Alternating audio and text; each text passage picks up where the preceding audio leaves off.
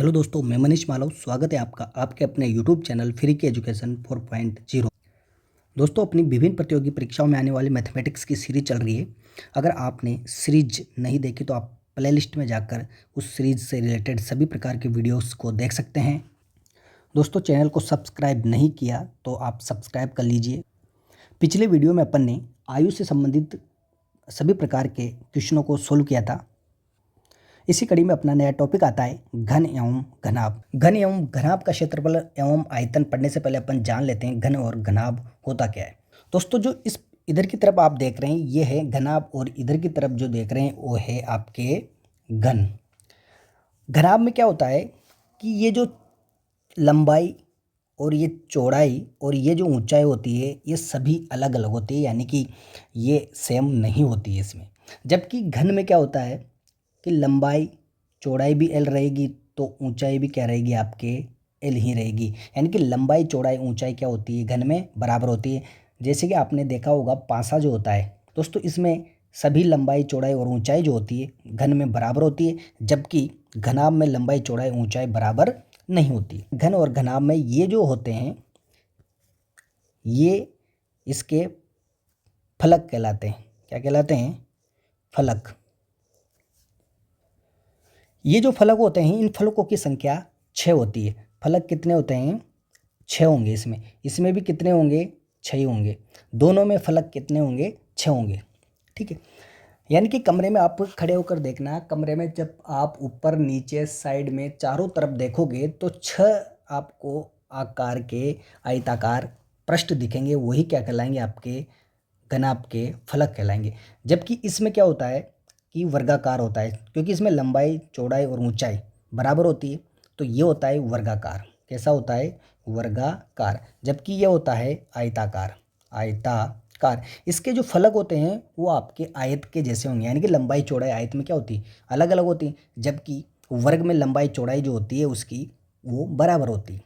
दोस्तों, इसमें जो कोने की बात करें, अगर आप कमरे में खड़े हुए हो तो कमरे में आप खड़े होकर कोनों को गिनना। कोने जो होंगे इसके 8 कोने होंगे। कैसे? 4 नीचे की तरफ और 4 ऊपर की तरफ। यहाँ पर भी देख सकते हैं आप 1 2 3 4 5 6 7 और ये 8, यानी कि इधर भी 8 हैं। तो घन में भी कितने होंगे? आपके 8 कोने होंगे। कितने होंगे? 8 कोने। इधर भी कितने होंगे? 8 कोने होंगे। और बात आती है किनारों की। दोस्तों, किनारे कौन से होते हैं आपको इसमें दिखना है।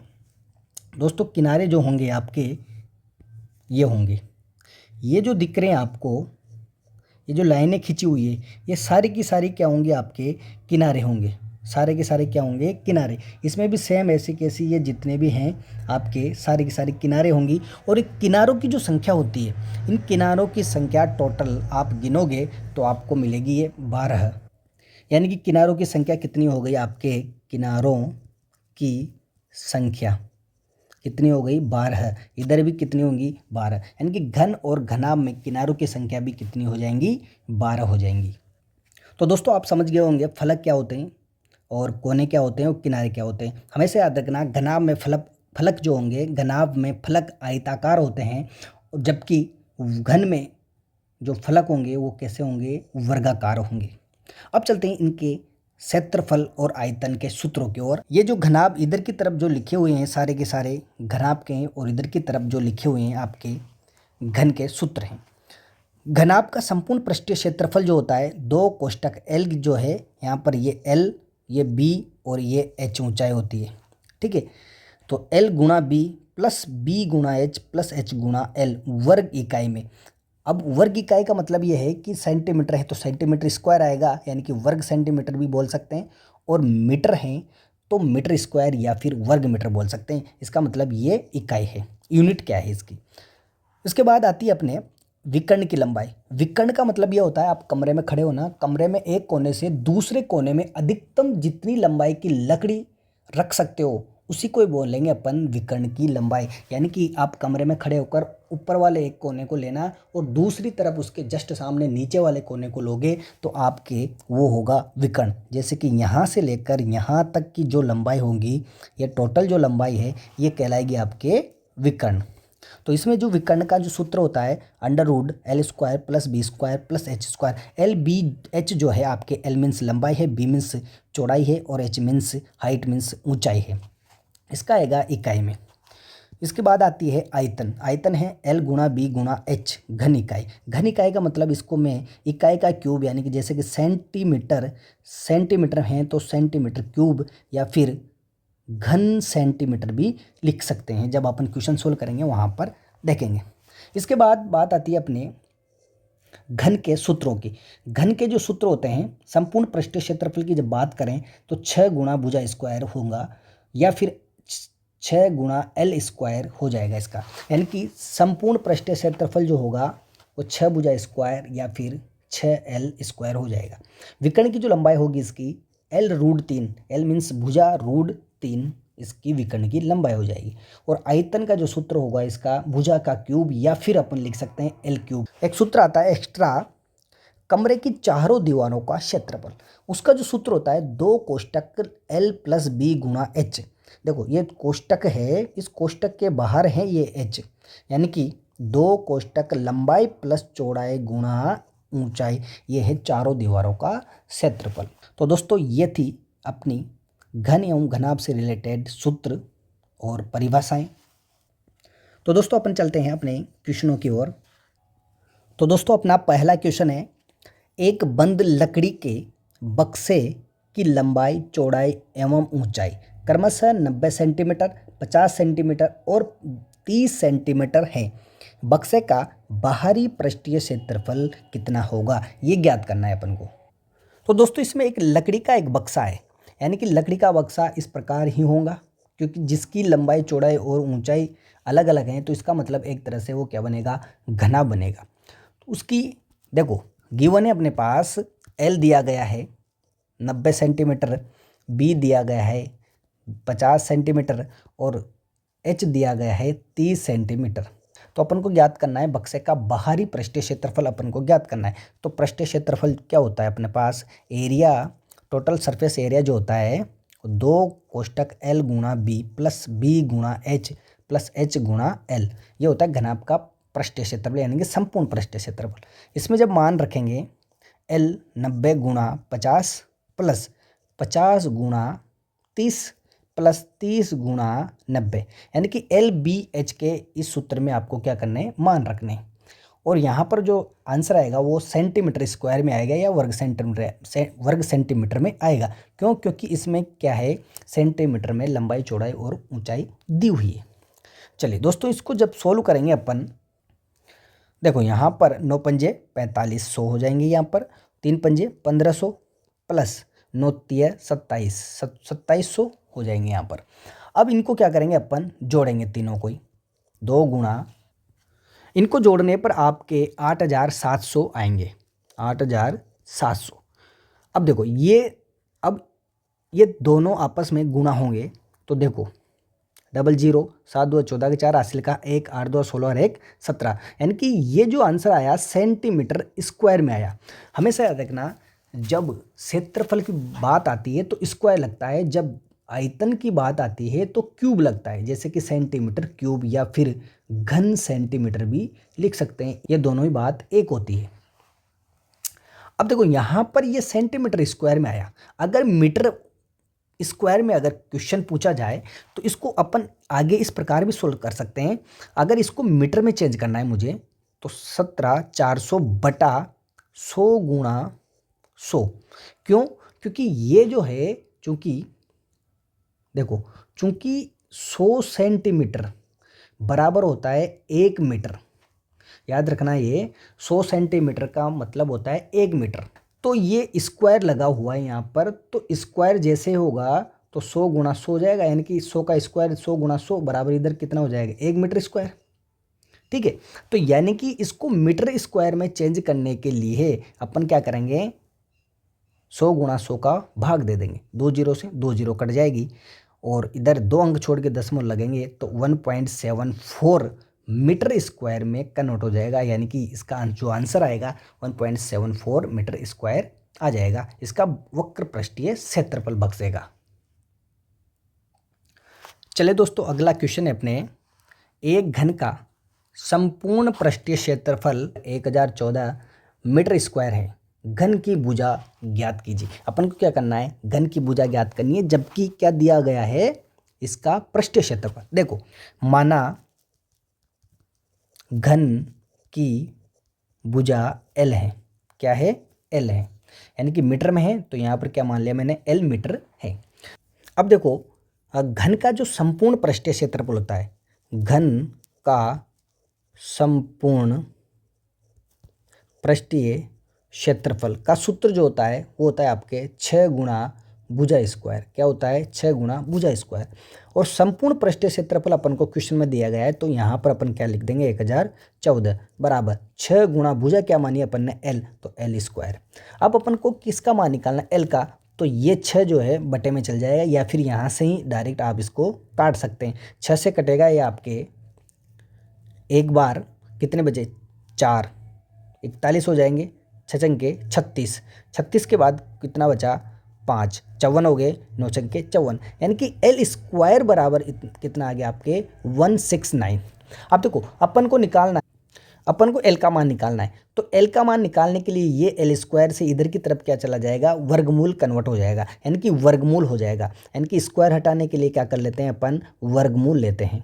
तो 169 का जो वर्गमूल होता है आपके 13 होता है, यानी कि L बराबर कितना आ जाएगा आपके 13 मीटर, कितना आएगा, 13 मीटर आ जाएगा, किसकी, उस घन की भुजा, यानी कि यह आंसर आ जाएगा आपके।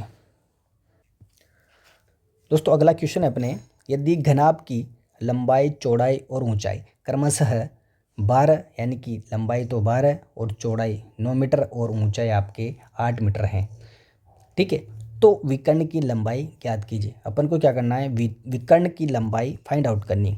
तो अपन जानते हैं घनाभ के जो विकर्ण की लंबाई होती है, ये घनाभ है, घनाभ के विकर्ण की लंबाई जो होंगी L बराबर आपके L square plus B square plus H square, ये फॉर्मूला होता है। और L का मान कितना है आपके 13 और B का मान ये और H का मान ये।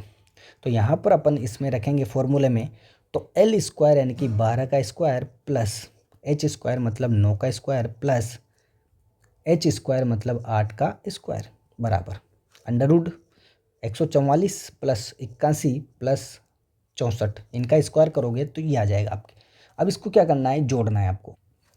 जब इसको जोड़ोगे तीनों को ही, तो आपके आएगा 289, और 289 जो आया आपके, इसका वर्गमूल निकाल सकते हैं। इसका वर्गमूल होता है 17, कितना होगा, 17। दोस्तों अगर आपने वर्गमूल एवं घनमूल के अगर वीडियो नहीं देखे, तो आप प्लेलिस्ट में जाकर देख सकते हैं, वहाँ पर आपको शॉर्ट तरीके से बताया गया है। अगर आपको ऐसे नहीं आता, तो आप इसके अभाज्य गुणनखंड करके भी वर्गमूल ज्ञात कर सकते हैं। दोस्तों ये जो 17 आया, ये इसकी लंबाई आई, किसकी, विकर्ण की लंबाई, यानी कि ये जो लंबाई आएगी ये मीटर में आएगी। मैंने बताया था इकाई में आती है, इकाई क्या है यहाँ पर, मीटर है, तीनों जगह क्या है, मीटर, तो यानी कि यहाँ पर विकर्ण की जो लंबाई आएगी वो 17 मीटर आ जाएगी। दोस्तों अगला क्वेश्चन है अपने, एक कक्ष की लंबाई 5 मीटर, चौड़ाई 3.5 मीटर, ऊंचाई 4 मीटर है। 20 रुपये प्रति वर्ग मीटर की दर से चारों दीवारों पर सफेदी कराने का क्या करना है अपन को, व्यय ज्ञात करना है, यानी कि खर्चा ज्ञात करना है। दोस्तों एक कक्ष है जिसकी, यानी कि एक कमरा है जिसकी L दी गई है 5 मीटर और हाइट दी गई है 3.5 मीटर, और सॉरी यहाँ पर B का मान यानी कि चौड़ाई दी गई है, और H मतलब कितना दिया गया है आपके 4 मीटर, हाइट दी गई है 4 मीटर। दोस्तों इसमें 20 रुपये प्रति वर्ग मीटर का खर्चा आ रहा है, यानी कि एक वर्ग मीटर में किसका कितना खर्चा आ रहा है, 20 रुपये।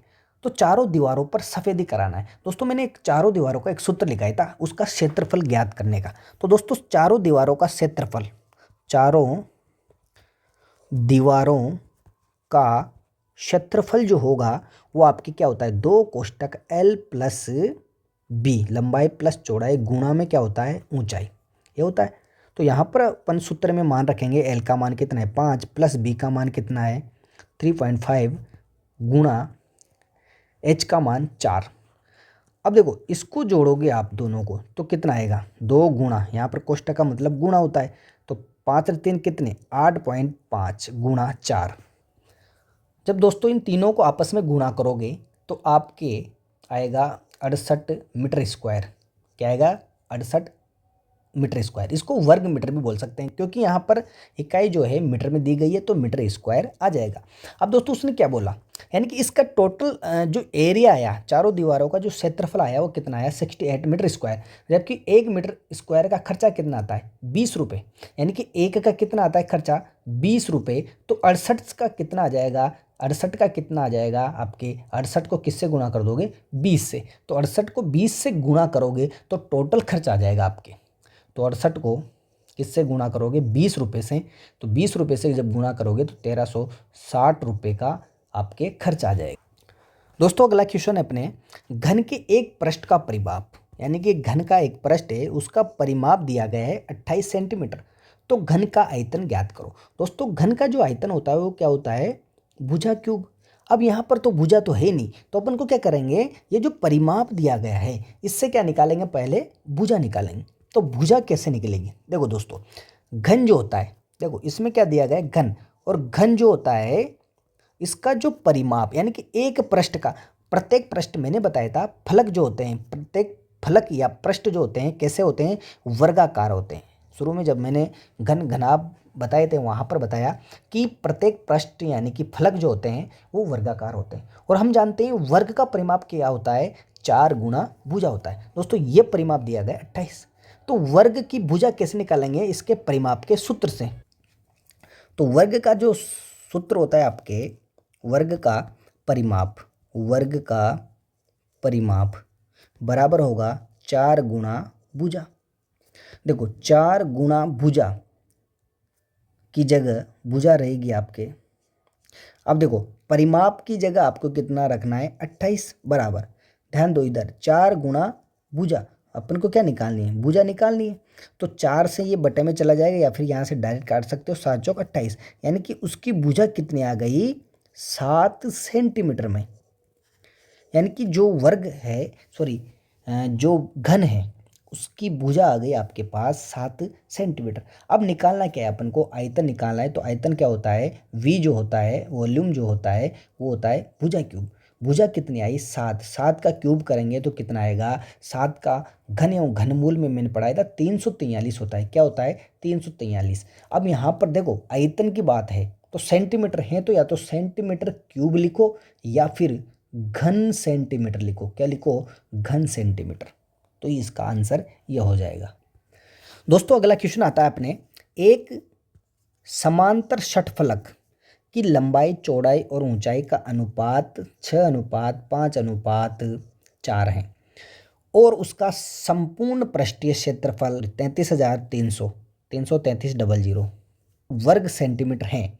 तो इसका आयतन क्या होगा, अपन को क्या निकालना है आयतन ज्ञात करना है। देखो समांतर षटफलक बोलते हैं अपन जिसकी लंबाई चौड़ाई ऊंचाई जो है अलग अलग है, क्योंकि जब अनुपात ही अलग अलग हैं तो इसका मतलब क्या है लंबाई चौड़ाई ऊंचाई क्या है आपकी अलग अलग है। इसका मतलब क्या बन रहा है घना बन रहा है। तो अपन क्या करेंगे इस समांतर षटफलक की माना लंबाई जो है एल जो है, अब जैसे मैं अनुपात हटाता हूँ, अनुपात वाले क्वेश्चन अपन ने पढ़े थे, अगर नहीं पढ़े तो आप प्ले लिस्ट में जाकर देख सकते हैं। अनुपात जब हटता है तो आपके x या y या z कोई भी चर राशि लगा सकता हूँ उसके पीछे, यानी कि 6x।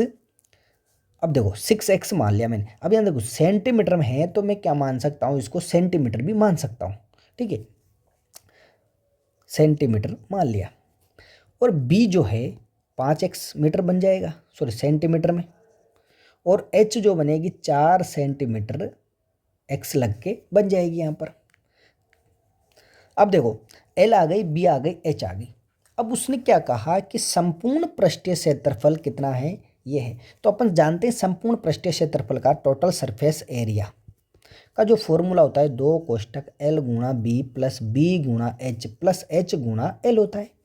चलिए इस टोटल सरफेस एरिया की जगह अपन क्या लिख सकते हैं 33,300 दिया हुआ है टोटल सरफेस एरिया बराबर 2 l की जगह b की जगह मान कितना है 6x और 5x। तो 6x गुणा 5x प्लस 5x गुणा h की जगह 4x प्लस 4x गुणा एल का मतलब 6x। चलिए यहाँ पर जब इनको गुणा करेंगे 6×5 30x², क्योंकि x का गुणा x से होगा तो x² बनेगा। 4×5 20x² प्लस 6×6 = 24x²। चलिए यहाँ पर इधर की तरफ ये बराबर में है सही। अब 2 गुणा 30 20 और 24, तीनों के तीनों ये क्या हो जाएंगे, जुड़ जाएंगे। जब तीनों को जोड़ेंगे आप तो आपके आएगा 74x² आपके आ जाएगा। अब देखो यहाँ पर 333 00 है। अब देखो ये 2 से कट सकता है, यहाँ पर कटेगा 1 2 है 2, कितना बचा 13 हो गए, 6 2 12, फिर 6 2 12, 1 बचा, 5 2 10 और 0 का 0। चलिए अब इसको काटता हूँ मैं इधर की तरफ। 2 से कटेगा, 3 2 6, 7 2 14, 8 2 16, 3 2 6, 2 2 4 और 1 बचा, 5 2 10। चलिए अब देखो 37 से यहाँ पर x² बराबर आपके 8325 बटे में क्या है 37 चला जाएगा।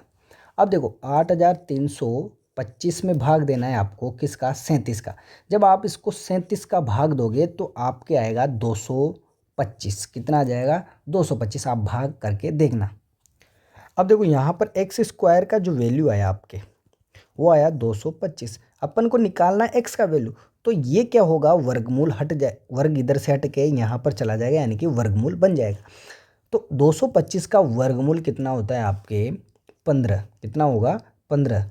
और x जो माना आप देखो यहाँ पर क्या है ये सेंटीमीटर में था, तो ये भी किस में आ जाएगा आपके सेंटीमीटर में आ जाएगा, यानी कि x का मान कितना आ गया 15 सेंटीमीटर। अब ध्यान देना यहाँ पर ये x का मान आया आपके। अब देखो अपन को L निकालनी हो, B निकालनी है और H निकालनी है, तभी तो आयतन निकलेगा, क्योंकि घनाभ का जो आयतन होता है लंबाई गुणा चौड़ाई गुणा ऊंचाई होता है।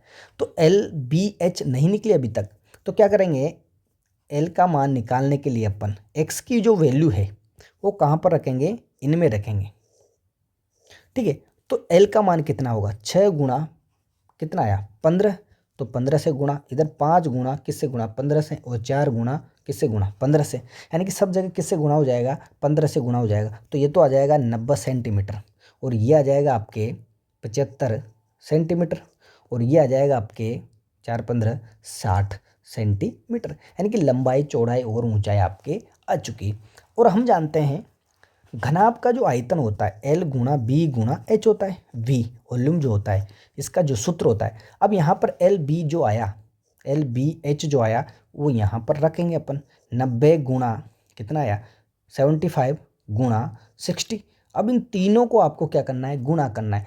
जब गुणा करोगे वो आंसर आएगा आपके, वही क्या हो जाएगा इसका आयतन हो जाएगा। दोस्तों जो आयतन आएगा आपके सेंटीमीटर क्यूब में आएगा, किस में आएगा क्यूब में, या फिर घन सेंटीमीटर भी लिख सकते हो आप। तो दोस्तों ये थे आज के अपने क्वेश्चन।